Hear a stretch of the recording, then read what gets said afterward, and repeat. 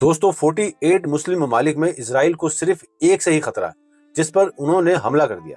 अब जाहिर है कि इसराइल को ये यकीन दहानी पहले से दिलाई गई होगी कि कोई भी मुस्लिम मुल्क इस जंग के बीच में नहीं आएगा, और उम्मत मुस्लिमा में तो शायद ईरान आता ही नहीं, इसलिए मामला और आसान हो गया। अब ईरान में जो लेटेस्ट हुआ वो मैं आपको बताता हूँ। सबसे पहले तो इसराइल ने ईरान के तेहरान के अलावा बाकी शहरों पर भी मिसाइल मारने शुरू कर दिए और मिसाइल के डिपोस उड़ाने शुरू कर दिए। इसराइल के मुताबिक ये उनकी बका की जंग है, इसलिए उन्होंने ईरान के जौहरी तंसीबात पर टारगेटेड ऑपरेशन किया है। और वीडियो फुटेज में देखा जा सकता है कि ईरान के एटमी तंसीबात से और मिसाइल डिपो से आग का धुआं उठ रहा है, जो कि खित्ते के लिए काफी खतरनाक हो सकता है। बहरहाल, एक मुल्क जिसमें अभी तक जौहरी ताकत होने की कंफर्मेशन नहीं है, उस पर इसराइल का हमला हो गया, यानी इसराइल को किसी और मुस्लिम ममालिक से खतरा नहीं। अच्छा, यहाँ पर तेहरान पोस्ट ने एक खबर लगाई है कि अब पूरी दुनिया देख ले कि मिडिल ईस्ट का असल शेर कौन है, जिसका मकसद ना सिर्फ अरब ममालिक को तनकीद का निशाना या शर्म दिलानी है, बल्कि इसराइल पर भी अपनी ताकत जाहिर करनी है।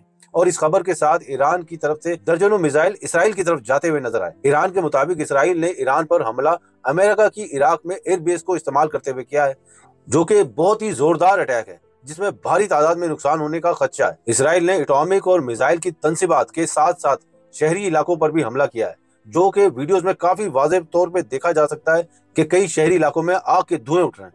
इसराइल ने मुस्लिम मुल्क ईरान पर हमला तो कर दिया, अब देखना यह है कि उम्मत मुस्लिमा का कौन सा सिपा चला हकीकी इस्लामिक लीडर बनकर इस जाहिरियत और फस्तायत का जवाब देने के लिए ईरान के साथ खड़ा होगा, या फिर कम से कम इस इसराइली जाहिरियत को कंडेम करेगा। वक्त जाहिर है सबको आजमाता है, और ये भी एक आजमाइश का वक्त है पूरी उम्मत मुस्लिमा के लिए। लेकिन मैं यहाँ वाज़ह करता चलूं कि इसराइल ने अगर ईरान पर हमला अभी किया है तो यकीनन उसका दूसरा हदफ पाकिस्तान हो सकता है, और पाकिस्तान शायद इसराइल के लिए काफी आसान हदफ हो सकता है, क्योंकि पाकिस्तान की दूसरी तरफ एक मक्कार जख्मी दुश्मन बैठा है, जिनकी हालिया हार की वजह से वो ज्यादा खतरनाक हो सकता है। बहरहाल, अभी तक तो ईरान का कैपिटल सिटी तेहरान और उसके साथ साथ कई और शहरों में जोरदार धमाकों की आवाजें और फुटेजेस सामने आ रही हैं।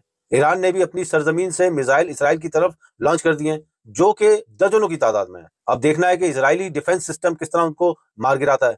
अमेरिकन वजीर खारजा मार्को रूबियो ने ईरान पर इसराइली हमलों में अपने मुलव्विस होने पर साफ इनकार कर दिया, यानी ये दुनिया को चे समझते हैं, या ये कहना चाह रहे हैं कि इसराइल अब खुद इस काबिल हो गया है कि वो अपनी मर्जी के फैसले कर सके। बहरहाल, पाकिस्तान इस मामले में अभी तक न्यूट्रल नजर आ रहा है, और आने वाले वक्त में डिसाइड किया जाएगा कि पाकिस्तान की पोजीशन क्या हो सकती है। जबकि पाकिस्तान ने चीन से HQ-19 डिफेंस सिस्टम हासिल कर लिया है, और चीन की तरफ से J-35 तैयारे भी जल्द आ रहे हैं, तो यहाँ पर भी पाकिस्तान की फुल तैयारियां हैं। मगर यहाँ दर्द दिल रखने की जरूरत है कि उम्मत मुस्लिमा के लोगों को जिस तरह से जारियत का सामना करना पड़ रहा है, उसके लिए कौन सा मुल्क सामने आकर लीड करता है। और लीड करने के लिए जाहिर लीडरशिप का होना बहुत जरूरी है, और पाकिस्तान की असल लीडरशिप को आपने जेल में बंद करके रखा हुआ है, जिसकी आवाज इस फस्तायत और जबर के सामने काफी जोरदार हो सकती थी।